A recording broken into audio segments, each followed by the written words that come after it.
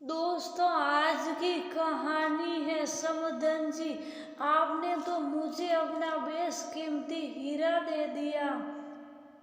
दोस्तों, कहानी शुरू करने से पहले अगर आपने हमारे चैनल को अभी तक सब्सक्राइब नहीं किया हो तो कर लीजिए ताकि आपके पास पहुंच सके हर नया वीडियो। अच्छा सोचेंगे तो अच्छा ही होगा। सुमन, तू क्यों ये सब बोल रही है? ये बातें मीनू ने सुमन से तब कही जब वह उसकी बेटी की शादी तय होने पर बधाई देने आई। बधाई हो मीनू, बेटी की शादी तय हो गई। तेरी दीक्षा का बहुत जल्दी रिश्ता हो गया। अब तो बेटी ससुराल चली जाएगी। देखना कहीं उसकी सास नूतन जैसी नहीं हो। बेचारी का जीना दुश्वार कर दिया है उसकी सास ने। सुमन अपनी ले में मीनू से कहे जा रही थी। मीनू ने देखा दीक्षा सुमन के लिए चाय लेकर आ रही थी जो दरवाजे पर ही रुक गई। अरे नहीं सुमन, तुम तो कब से मुझे जानती हो। हम पड़ोसी से ज्यादा दोस्त थे। तुम्हें लगता है मैं दीक्षा के लिए गलत घर परिवार सुन सकती? बहुत अच्छे लोग हैं। दीक्षा को बेटी जैसा प्यार देगी। अच्छा सोचेंगे तो अच्छा ही होगा। इस बीच दीक्षा शुभ साफ साय रखकर चली गई। थोड़ी देर बाद सुमन के चले जाने के बाद दीक्षा मेरे पास आई और बोली, मम्मा क्या सच में सास अच्छी नहीं होती? वह क्या तुम्हारे जैसे प्यार नहीं करेगी? सुमन की बातें सुनकर जो दीक्षा ये सोचकर खुश थी कि उसकी सास बिल्कुल उसकी मम्मी के जैसी है, अब वह डर उसके चेहरे पर साफ दिख रहा था।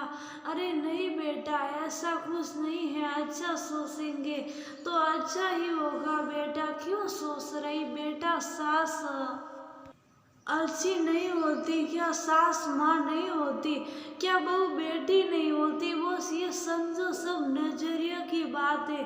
तुमने दादी के साथ मेरा रिश्ता देखा है ना, फिर नानी और मामी का तुम्हें क्या लगा देख कर?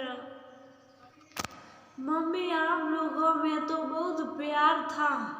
दादी पापा से ज्यादा तुम्हें अपनी सारी बात बताती थी। हम दोनों भाई बहन को भी कितना प्यार करती थी। हम नानी भी मामी जी को तुम्हारी तरह ही प्यार करती है। मैं भी बस यही सोचती हूँ मम्मी, ससुराल में मम्मी जी की बेटी बनकर रहूंगी, बिल्कुल आपके और दादी के जैसे बेटी बनकर, उनकी सहेली बनकर। दीक्षा आश्वस्त हो गई और कमरे से चली गई। मीनू दीक्षा को समझा तो दी पर खुद अतीत के गलियारों में घूमने लगी। उसका सफर आसान नहीं था। शादी करके जब आई तो कड़क सास मिली थी। मीनू उनकी कड़कती आवाज से सहम जाती थी। ससुर के गुजर जाने के बाद कपिल और माँ ही हमेशा साथ रहते। कपिल अकेली संतान थे तो माँ की हर बात सर आंखों पर रखते। बेटे की शादी तो कर दी पर मीनू सास को एक आंख न सुहाती, कहती रहती है मेरे बेटे को मुझसे दूर कर दे कि मीनू शुभ रहकर सब कुछ सामान्य रखने की कोशिश करती रही। अपनी माँ को जब भी कुछ बताती वो समझाते हुए कहती, बेटा समदन जी हमेशा बेटे के साथ रही है। बहुत वक्त बाद बेटे को तुम्हारे साथ बांट रही हैं। तुम बस धैर्य रखो, उनके दिल को समझने की कोशिश करो। कोई माँ बुरी नहीं होती बेटा, उनकी बेटी नहीं है इसलिए उनको बेटी कैसी होती ये नहीं पता। बस तुम उनकी बेटी बन जाओ क्या? जब मैं तुम्हें डांटती हूँ तो तुम मुझसे लड़ती हो, नहीं ना तो बस वैसा ही समझो। ज्यादा परेशान मत हो, अच्छा करो, अच्छा होगा। सास बहू का रिश्ता बहुत नाजुक होता बेटा, एक आगे तो दूसरे को पानी बन जाना सही है। घी बन गई तो सब स्वाह हो जाएगा।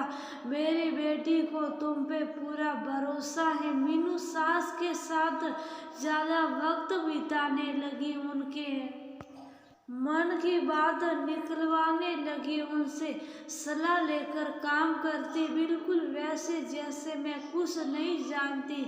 आप ही बताइए, उनकी 100 बातें तो जरूर सुनती, पर इन सब के बीच सास सिखाती भी रहती। कहते हैं बेटी तो एक पेड़ है जिसकी जड़ें उखाड़ कर हम दूसरे के घर की हरियाली बनाने भेजते। अच्छा, खाद पानी मतलब प्यार अपनापन मिले तो पेड़ की जड़ें उस घर में भी रस बस जाती, और न मिले तो समझिए रेगिस्तान में ले लेने की कोशिश करनी पड़ती। मीनू के सौम्य व्यवहार और अपने पन से सास की कड़क बोली अब मीठी होने लगी। सास सास अब मीनू की माँ बन गई। इसके लिए मीनू को वक्त लगाकर उसने रिश्ता बसा लिया। मीनू की सास अब मीनू की हर बात सुनती। जब बच्चे हुए तो मीनू से ज्यादा दादी उनका ख्याल रखती। दीक्षा के बाद जब यंश आया तो मीनू हमेशा सोचती, जब सास बनूंगी बहू नहीं बेटी समझूंगी, जैसे भी हो जो करना पड़ेगा करूंगी। बच्चे मेरे हैं तो उनकी खुशियाँ भी मेरी ही होगी। मम्मी पापा कब से आवाज दे रही हूँ, कहाँ खोई हुई थी? दीक्षा शायद बहुत देर से उसको आवाज दे रही थी। कुछ नहीं बेटा, आज तुम्हारी दादी की याद आ गई। कितनी खुश होती पोती की शादी में। मीनू उदास स्वर में बोली। कुछ महीनों बाद दीक्षा की शादी हो गई, उसी शहर में। ससुराल होने की वजह से कुछ दिनों के बाद मीनू ने दीक्षा को सबके साथ अपने घर खाने पर बुलाया। दीक्षा की मम्मी जी मीनू का हाथ पकड़कर बोली, समधन जी आपने मुझे अपना बेशकीमती हीरा दे दिया। मैं बहुत लकी सास हूँ जो ऐसी बहू मिली। लगता ही नहीं बहू है, इतने अच्छे संस्कार और इतना अपनापन, बिल्कुल आपकी ही परछाई है। मैंने आपको बताया नहीं, पर शादी से पहले जब हम आपके घर आ रहे थे दीक्षा को मिलने तो गलत रास्ते पर चल गए थे। कुछ लोगों से जब पता पूछा तो बोले अच्छा कपिल जी के घर जाना है, बहुत सज्जन लोग हैं। आप लोगों का ऐसा व्यवहार ही है ना, जो लोग इतनी इज्जत देते, नहीं तो आज किसी को किसी की क्या पड़ी। मीनू दीक्षा पर नाज कर रही थी, उसके दिए अच्छे संस्कार आज उसके घर संसार को ले ला रहे थे। अगर वह कड़वी बातें सिखाती तो दीक्षा कभी भी मम्मी जी में अपनी माँ को नहीं देखती। जो बोए पेड़ बबूल का आम कहाँ से पाए? अच्छी सीख और अच्छी सोच की बीज अगर बचपन से ही बो दिया जाए तो वह आगे चलकर आपके ही काम आते। कोई बहू बुरी नहीं होती, कोई सास बुरी नहीं होती, बस नजरिए की बात होती। क्या हम कभी अपनी सास को अपनी माँ की जगह रख सकते?